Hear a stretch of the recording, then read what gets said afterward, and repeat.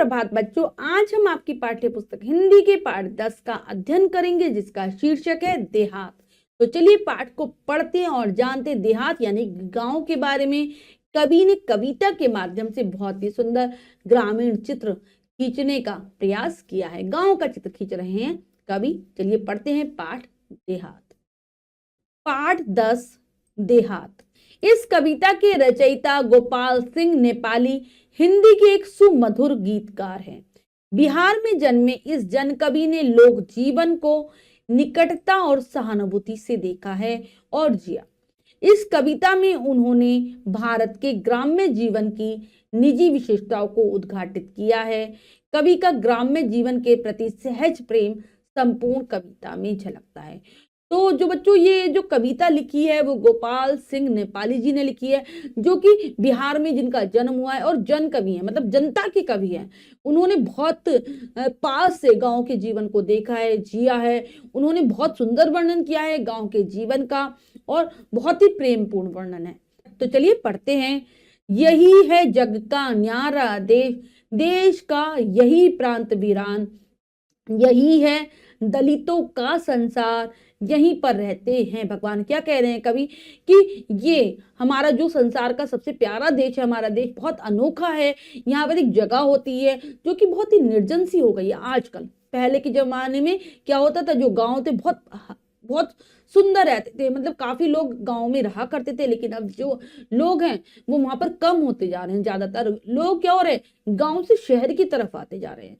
यहाँ पर दलितों का संसार ही है, दलितों का संसार। क्या कह रहे कवि कि यहाँ पर गरीब लोग रहते हैं और यहीं पर भगवान का भी निवास है। फूस का यही बसा घर बार, प्रकृति का यही सदन अभिराम। वो कह रहे हैं फूस का, यहाँ पर लोग जो घर बनाकर रहते हैं वो घास फूस से बनाए जाते हैं और ये कुदरत का बहुत ही सुंदर सदन मतलब घर है। अभिराम मतलब बहुत सुंदर घर है। यही है सब तीर्थों का तीर्थ, यहीं पर नर देवों का धाम। गांव मतलब जो लोग गांव से प्यार करते हैं उनके लिए गांव ही सबसे बड़ा तीर्थ है और यहाँ पर ही जो मनुष्य है उनके देवताओं का निवास है, उनका स्थान होता है देवताओं का।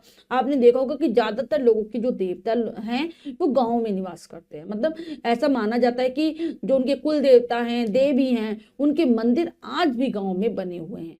बुद्ध के यही विचरते प्राण, यही करती मनुष्यता वास। कि बुद्ध भगवान ने भी गांव में बहुत ज्यादा विचरण किया है और उन्होंने मतलब घूमे, वो गांव गांव घूमे थे और उन्होंने यहीं पर अपने प्राण त्यागे थे। और यहीं पर असलियत में अगर हम कहें सच्चे जो मनुष्य है वो यहीं निवास करते हैं। यहीं पर लोगों में दया, धर्म, प्रेम, करुणा के दर्शन होते हैं। यही वह दिव्य प्रेम का लोक रहा है जहां सत्य विश्वास। कह रहे हैं कि जो गांव है बच्चों ऐसा अलौकिक, एक तरीके से कहते हैं प्रेम का लोक है, अलौकिक। यहाँ पर लोग एक दूसरे से बहुत प्यार के साथ रहते हैं, एक दूसरे के प्रति अपनापन होता है और यहाँ पर लोग ज्यादातर एक दूसरे पर भरोसा करते हैं और सच बोलते हैं। बल्कि शहरों का जीवन ऐसा नहीं होता। लोग एक दूसरे पर क्या भरोसा करने की बात है कि अपने घर वालों पर ही विश्वास नहीं करते, लेकिन गाँव में लोग एक दूसरे पास पड़ोस में जो रहने वाले उनसे भी बहुत ज्यादा प्यार करते हैं। ऐसा अपनापन होता है जैसे कि घर के लोगों में।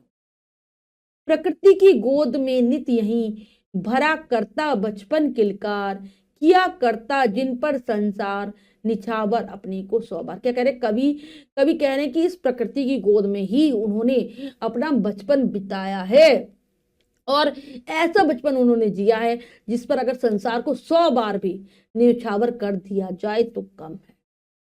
जवानी रहती है मदमस्त, छेड़ती है बिरहा की तान। यहाँ पर जितने भी जवान लोग हैं बहुत मस्ती के साथ अपना जीवन बिताते हैं, आराम से। दो एक बिरहा एक गाने को कहा जाता है कि जो कि गांव में गाना जाता है, 2 पंक्तियों का ही एक गाना होता है, वो गाते आराम से मदमस्त होकर।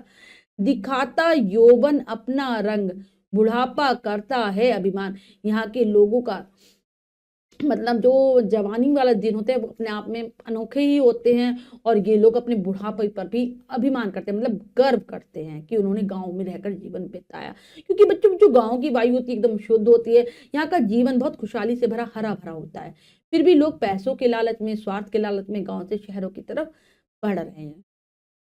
घूमते फिरते हैं हर रोज यहाँ पर तुलसी और कबीर, यही सुन सूरदास की तान, ढलक जाता आंखों से नीर। बच्चों, अगर कभी आप गांव जाओगे तो वहां पे देखोगे आपकी लोग तुलसीदास की, मतलब जो रामायण की पंक्तियां हैं वो गाते हुए मिलेंगे, रामायण का पाठ करते हुए मिलेंगे, कबीर के दोहों का वो गान करते हैं, सूरदास जी के दोहों को सुनाते हैं, सूरदास जी ने जो जो गाया उसका को आपको गाते हुए लोग मिल जाएंगे, जिसको सुनकर आपकी आंखों से भी पानी आए। इतना सुंदर गाते हैं मतलब। जवानी के हाथों से नित्य, यही पड़ती ढोलक पर ताल। काफी लोग आपको ऐसे मिल जाएंगे कि जो ढोलक की ताल पर गा रहे हैं, नाच रहे हैं, बहुत सुंदर, सब कुछ बहुत अच्छा होता है गांव में। बजाकर यही बांसुरी मधुर, नाचते फिरते हैं गोपाल। भगवान कृष्ण ने भी गांव में रहकर ही बांसुरी बजाई थी, और आज भी आपको बहुत सारे ग्वाले, यानी कि जो गायों को चराने वाले हैं, उनको गोपाल कहा जाता है, वो मिल जाएंगे बांसुरी बजाते हुए अगर आप कभी गाँव जाएंगे। धूनियों पर पुआल पर बैठ, यही लगता है दरबार, सरलता विहस दिखाती खेल, सरसता विहस विलाती सार। तो आज भी आपको पुआल, यानी कि जो घास फूस का एक चौपाल सा बना दिया जाता है, वहां पर बहुत सारे लोग आपको बैठे हुए मिल जाएंगे, और ऐसा लगता है कि वो अपना दरबार लगाकर बैठे, क्योंकि लोग वहां पर बैठकर आपस में चर्चा विचार आदि करते हैं। और आपको यहाँ के लोगों का जीवन बहुत सरल दिखेगा, सादा दिखेगा।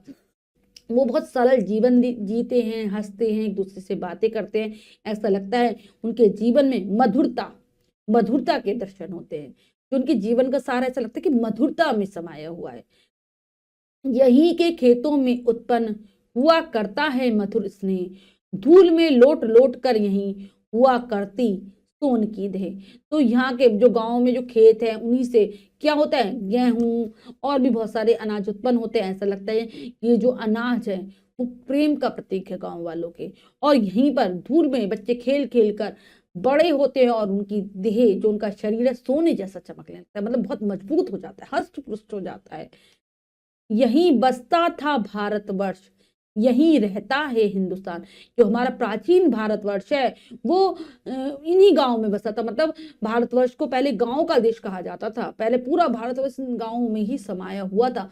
और आज भी अगर आपको सच्चे हिंदुस्तान के दर्शन करने हैं तो गांव में जाए।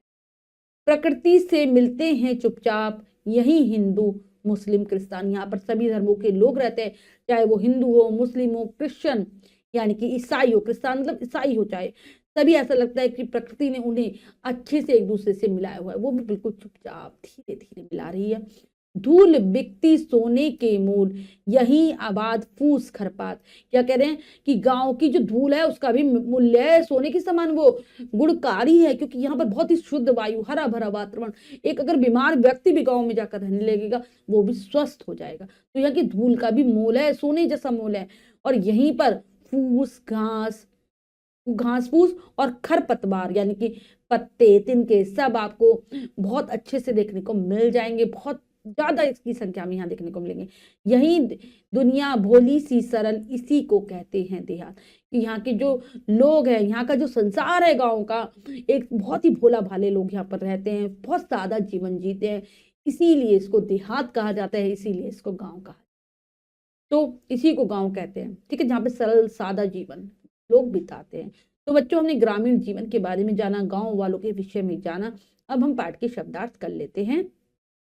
वीरान निर्जन सदन घर, धाम तीर्थ स्थान, दिव्य अलौकिक मदमस्त, जवानी के नशे में चूर, बिरहा दो पंक्तियों वाला भोजपुरी का एक प्रसिद्ध छंद। यौवन जवानी, नीर जल, सार पदार्थ का मुख्य तत्व, देह शरीर, क्रिस्तान ईसाई, क्रिश्चियन, खर, तिनका, पात, पत्ता, देहात, गांव। तो ये है पाठ के शब्दार्थ, इन्हें पाठ अच्छे से याद करने का प्रयास करेंगे। अब हम पाठ का अभ्यास कार्य कर लेते हैं, जो कि है लिखिए में से पहला प्रश्न पढ़ते हैं, करने का प्रयास करते हैं। सही उत्तर वाले गोले को रंगिए। प्रश्न में 4 विकल्प है, 3 विकल्प गलत है, 1 विकल्प सही है। हमें सही विकल्प को चुनना है, सही का निशान लगा देना है। करते हैं। घर बार किसके बने हैं? फूस के, ईंट के, पत्थर के, लोहे के। तो घर यहाँ पर बने होते हैं घास फूस के, ए सही है। कवि ने देहात को बताया तीर्थों का तीर्थ, नर देवों का धाम, सदन अभिराम, उपयुक्त सभी। तो सारी चीजें बताई हैं। यहाँ पर कौन घूमते फिरते थे? तुलसी, सूर, कबीर, उपयुक्त सभी। तो सभी घूमा करते थे। बांसुरी कौन बजाते थे? किसान, व्यापारी, बच्चे, गोपाल। तो बच्चों, ये कार्य हमने बहुत अच्छे से पढ़कर पूर्ण कर लिया है। इसके बाद जो भी कार्य दिया गया है वो आपको स्वयं करना है, सुंदर अक्षरों में अपनी अभ्यास पुस्तक बच्चों, आज हमने पाठ के माध्यम से ग्रामीण जीवन के विषय में जाना। आशा करती हूँ यह पाठ आपको बहुत अच्छे से समझ आ गया होगा। पाठ को फिर से पढ़ेंगे, भावार्थ समझने का प्रयास करेंगे। मिलते हैं अगली कक्षा में नए पाठ के साथ। तब तक के लिए स्वस्थ रहिए, प्रसन्न रहिए। धन्यवाद।